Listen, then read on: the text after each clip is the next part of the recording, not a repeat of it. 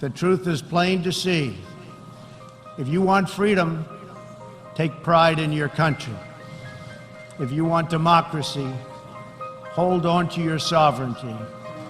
And if you want peace, love your nation. Wise leaders always put the good of their own people and their own country first.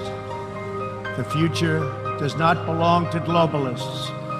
The future belongs to patriots. The future belongs to sovereign and independent nations who protect their citizens, respect their neighbors, and honor the differences that make each country special and unique. Today, there is a conscious, organized effort to destroy the sovereignty of our nation.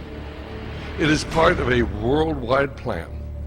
It is being carried out in Europe with the formation of the European Union. It doesn't matter that the people of France and of the Netherlands have voted against the Constitution. They don't care what the people want, you common people.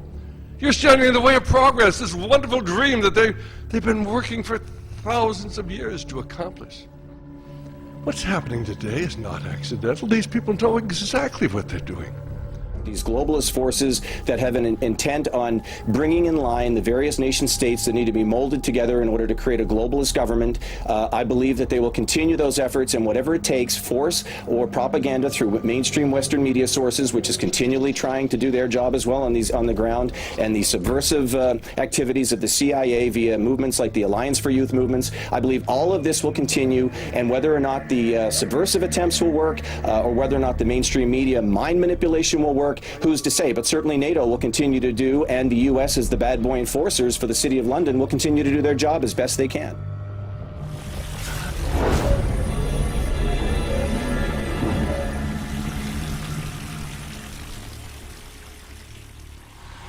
Understand the level of engagement that now everyone should consider being involved in. This is not a time to think that someone else is going to handle this for you. We all have to engage, again, on whatever level of understanding we have with this global assault on humanity. And this is not just an assault on humanity. This is an assault on everything that is living.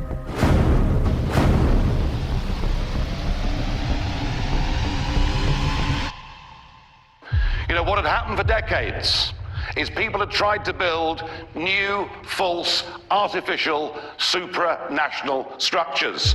And the European Union, in a sense, was the prototype for a new form of government the globalists wish to impose on all of us.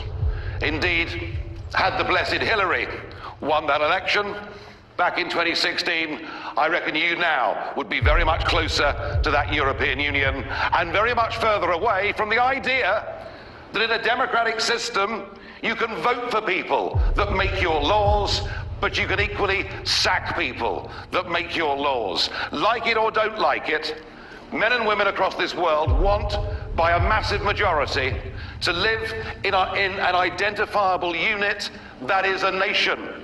And they want their national flags. They want their national anthems. They want their national soccer teams to go and win the World Cup. That is what people want. It is the natural, normal human condition. It is the nation state to which we owe and pledge our allegiance. It is the nation state to whom we, albeit slightly reluctantly, pay our taxes. It is the nation state to whom, if things really go badly wrong, we're prepared to stand up and defend and fight for. I don't necessarily think it's going to stop here. I think that it will continue. I think it's in the best interests of the elite who control the international organizations to see that we do have nation states in which there is chaos and more continued uncertainty, so that a global solution, which would naturally be provided by, these wonderful international organizations, could be adopted. And that is all part of the stride, in my opinion, towards a one world order system of governance, as well as monetary and financial control that revolves around, that has for several years, several decades, past that back to the point of the Civil War in America as an example of intrusion and Anglo-Saxon, so to speak, dominance, creating the conflicts themselves for which they come through the other side and try to provide solutions. I don't know why we would suspect that this will stop. I think it will continue, or at least the effort will continue by Western powers to make this happen. The game changer potentially is the internet, where more and more people may realize that they're actually fighting on behalf of the very causes that they're trying to stamp out, the very forces of evil that they no longer wish to be subjected to. If they realize that, perhaps they won't have a revolution, or at least not one in the current color in which they're having it. Let's put it that way. Everything the corporations and international bankers have been doing is one gigantic fraud, and all of it at our expense. Disinformation and manipulation by the international bankers' corporate structure to centralize control of all people, land, energy, resources, technologies, and economies. We must expose the hidden secret of these corporations, universities, and institutions set to control all emerging technologies that will rebuild the world's transportation, civil, manufacturing, physical infrastructure with cyber infrastructure, computers, networks, and sensors. Now, many of you are noticing the cameras everywhere. They're on all the street corners, they're up the freeways, they're on buildings, they're everywhere. There's sensors everywhere. The surveillance in the United States has already imprisoned us. It means a totalitarian system, a system of concentration at the top, and the people being at the bottom being ruled from above. Not that the people have any voice in determining the direction of their government or the world, but they are to be told what the direction is, and they're to be told to follow it. Collectivism is a philosophy of big government and small people, and it's a philosophy that supposedly all of this is being done in the name of society. In other words, it's for the greater good of the greater number, supposedly. And so you're supposed to go along with whatever inconvenience or insult to your freedom comes along, because after all, it's in the greater good of the greater number.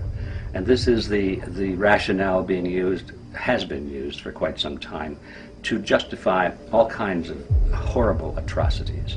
All the leaders have to do is say, well, it's for the greater good of the greater number. In order to fulfill my solemn duty to protect America and its citizens, the United States will withdraw from the Paris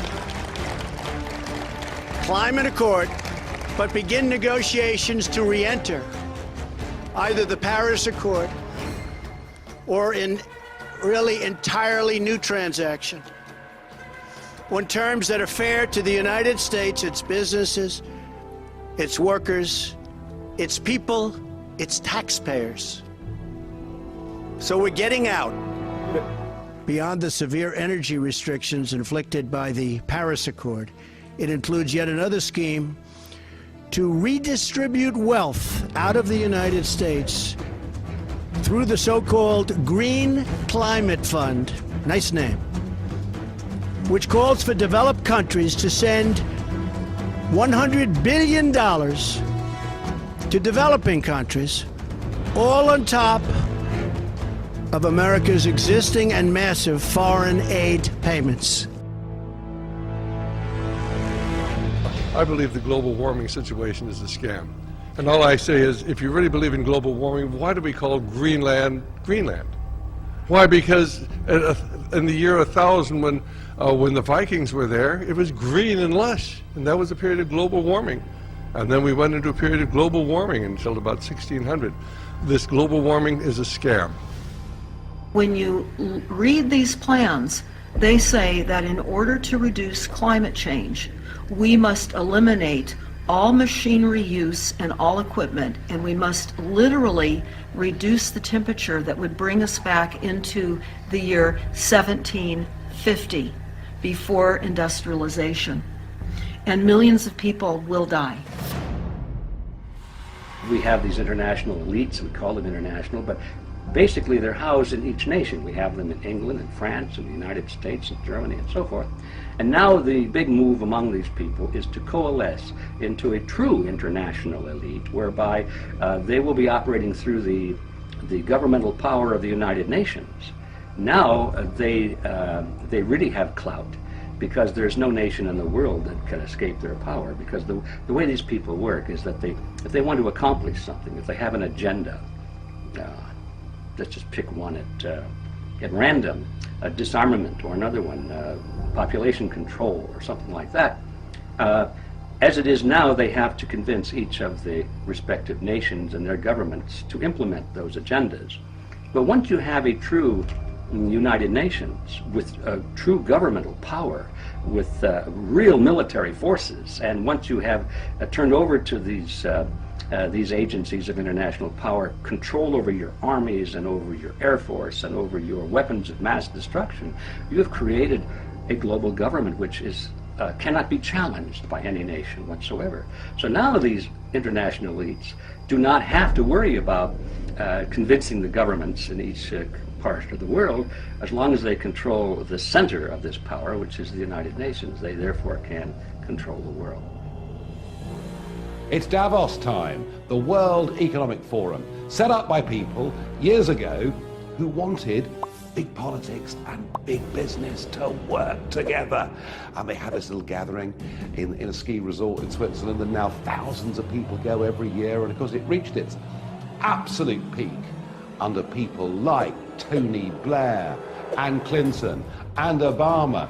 And really, all the arguments for globalism have been there at Davos for the last 50 years and more. No space for the little man, no space for the nation state, really, no space certainly for the small entrepreneur. And what I thought was so delightful this year was that Donald Trump went along and just blew the whole thing up. Just told them, look, hey, you know what?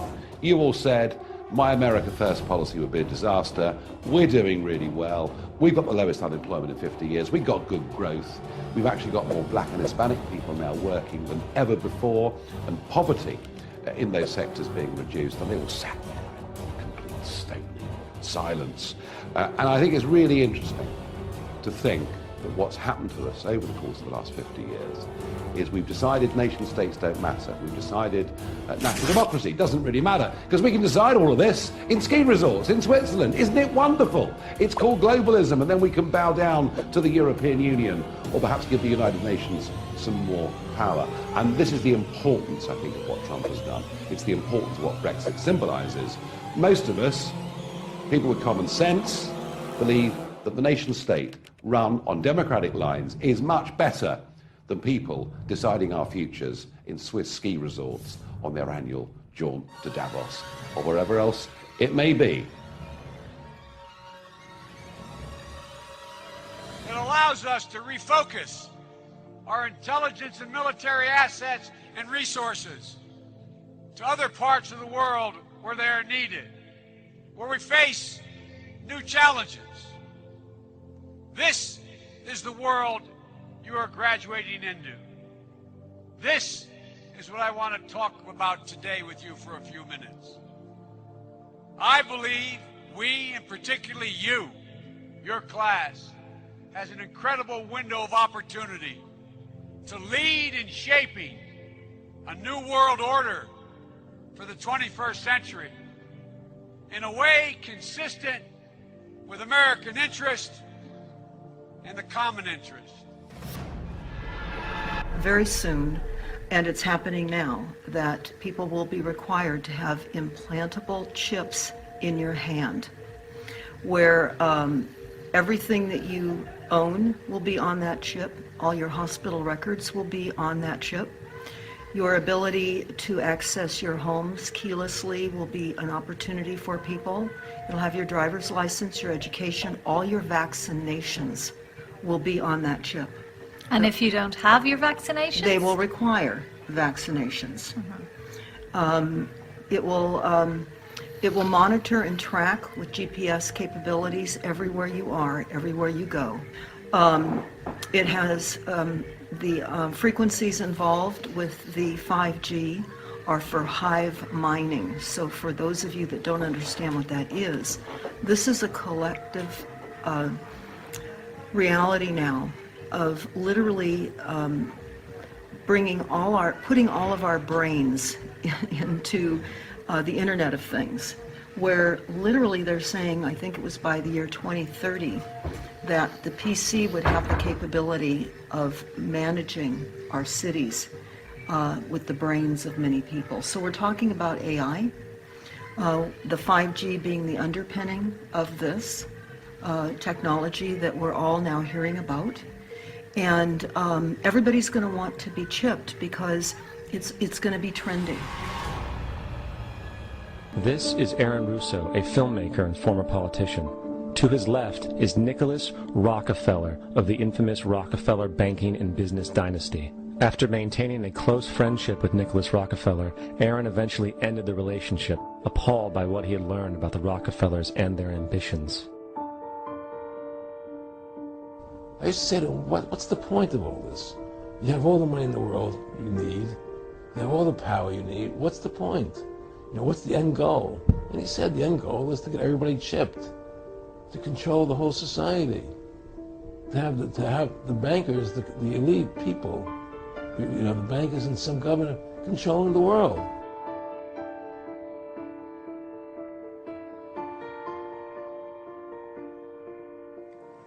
We meet here at a moment of testing for Europe and the United States, and for the international order that we have worked for generations to build. Most people think that the UN is our last best hope for peace. That's the way it was sold to me when I was in school. It was offered as an organization where different nations could come together and work out their problems and their grievances in a peaceful manner, and be a means of reducing world conflict and increasing the economic prosperity of all of the member nations and all of these wonderful things. In reality, it turns out to be none of the above. In reality, the United Nations is the seat of what the member governments hope will become a true world government. That's the cameras. That's all the tracking. That's the camera in your computer screen when you're sitting behind your computer. That is the flicker rate, and that's what's happening on your televisions.